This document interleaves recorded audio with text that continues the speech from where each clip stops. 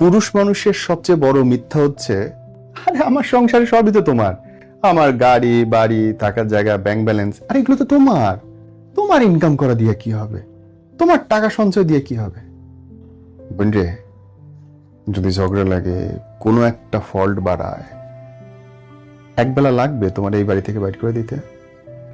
যেই সংসারের জন্য নিজের মাথার ঘাম পায়ে ফেলতেছো, খেয়ে না খেয়ে দুইটা ফার্নিচার দুইটা পয়সা জমাচ্ছ, এবং তোমার স্বামী তোমাকে আশ্বাস দিচ্ছে এই সংসারের সবই তো তোমার, আদতে এই সংসারে তুমি বিনা পয়সার কর্মচারী ছাড়া কিচ্ছু না।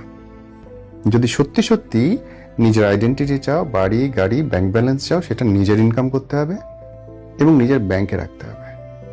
জামাই যেটা ইনকাম করতেছে সেটা তার, সে তোমাকে দিলে দয়া দক্ষিণা দান করবে, এটা নিশ্চয় জানো। খুদের চাইলে পেট ভরে না।